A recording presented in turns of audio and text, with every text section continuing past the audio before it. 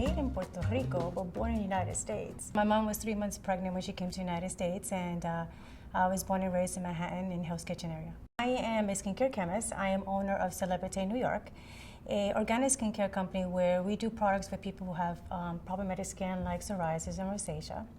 And I'm also a holistic skin health coach where I help people who want to understand where these problems are coming and tackle it to the root and eliminate it from the root. I've been a skincare chemist for about 18 years. I actually was going to become a doctor, so I have Western medicine behind me. And life came about and I had to take a year off to take care of my parents. At that time I was a mom of 2 beautiful daughters and married to my husband. Still am, 29 years I think. And so I took a year off and it was too many, I wanted to balance both brains, the right and the left, and so I wanted to take something fun and challenging, but everything had to do with hands because for some reason because you can see I love doing things with my hands. And so soap making came about. It was supposed to be something fun, and as a scientist I realized I didn't like what was in there. I wasn't going to do something I didn't like, so I decided to do it on my own and started giving it to friends, and I started seeing that I was healing people, not only through the external but internal, helping them feel better and want to be present and even help marriages. And I said, hey, this is pretty good, And so I went back to school, but I took it as instead of finishing my doctorate, I went for botany. I wanted to know what was herbs and what can herb do for us and how can I incorporate that into skincare. And in 2005, I opened my first flagship store in Williamsburg, Brooklyn. And I think that was like my biggest business entrepreneur experience. And Bill, it was really amazing. I'm actually the first of my whole entire family to go to college, who want to go to college, who want to do something different. I think what inspired me was the hardship that the Latina women in my family was going through, and it was just organically happening. I was always out of the box, and it was very uncomfortable because it's a lonely world, but it was just to me, it was me. In 2014, unfortunately, my husband was laid off of a job of 27 years. When that happened, we weren't financially ready at all. I mean, really at all. And to this day, I'm like, how did that happen? You live a comfortable life and you think that it's always going to be like that, especially if you have that notion that something is going to be yours, so you're going to be okay. So when that happened, we were trying to figure out, okay, what's the next level? What are we doing? Do we go back to a 9-to-5 job? What's going on? At that time, I was lucky enough to be able to be stay-at-home mom and still have my entrepreneur, but it was a hobby at that time. And then my dad died. I was taking care of him. He had Alzheimer's, dementia, and he died. I think what everything turned around was when it's a little emotional. When I took my daughter to the hospital, and actually we weren't having that family time that we normally do because of all this chaos that was happening. And so I have 3 beautiful children, and I have a 24, 21, and a 12. And the oldest already moved out. So we finally got this beautiful family time, and so we had to sit down. And my oldest daughter, we were talking. She says, "Mom," because my middle daughter was having heart problems, and I think I was in denial. And then my oldest daughter goes, "Mom, you need to take her to the hospital." She goes, "No, what? She'll be fine. She'll be fine. She'll be fine. This is not me. She'll be fine." And then we're having dinner, and then my oldest daughter, she wasn't going to come to the dinner. She tells me, "Mom, take her to the hospital." So I take her to the hospital.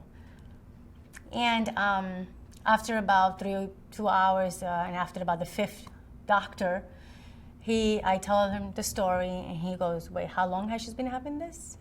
And I tell him, and he puts it to the side. He goes, "If you've never brought her, she would have never woken up." And so all of a sudden I'm here. I'm like, okay, I still gotta take it, get myself together. My daughter's still here. We stood there for a couple of weeks, days probably. It felt like weeks. So I go home, and then after about 3 weeks, when I know she's okay, I start feeling what just happened. And I realized that I was feeling sorry for myself. I wasn't moving forward, and I wasn't being present. And I don't mean just at the moment, I mean seeing things like I was always being able to see. I closed myself. I allowed myself to pity myself, and which is okay, but it went so deep that I almost lost my daughter. My husband and I sat down and I said, okay, we need to make a change. What's going to happen? So he goes, the husband that he is, he's amazing. He goes, I'm going to go get a job and you're going to do your goal. You're going to go figure this out. And as soon as we opened our mind, this is what's going to happen, everything started coming to me. But it wasn't money. It was education.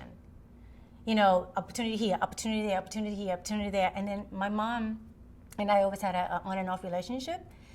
And I decided, Mom, can you help me get this education? Because this is what my business needs to take it to the next level. My mom didn't even let me finish my sentence.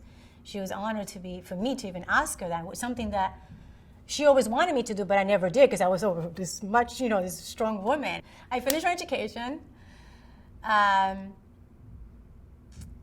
now I'm surrounding myself with people who are positive, who admit positive things, who admit lovely things, who wants to not only see themselves succeed, but wants to see you succeed. That in that moment they had that impact with me and them. Because what I breathe is what you're inhaling.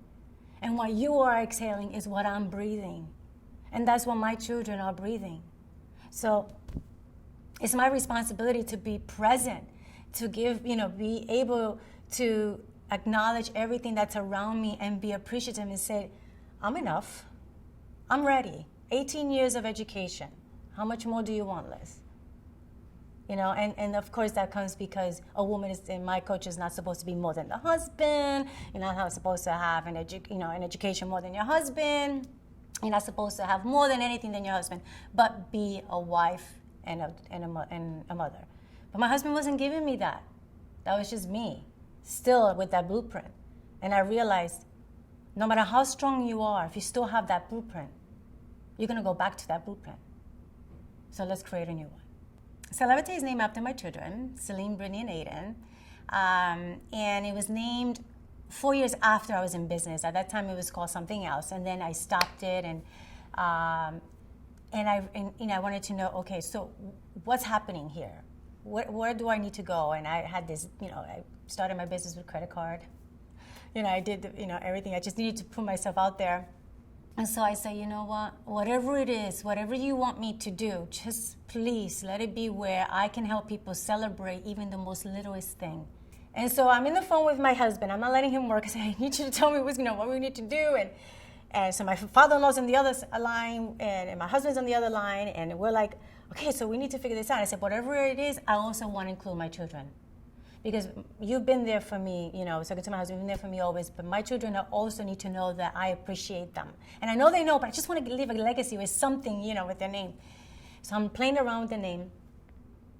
Celine, Brittany, and Aiden turns out to be CeleBritAy. What I've been wanting is to celebrate, to make sure that whatever I do is to celebrate life.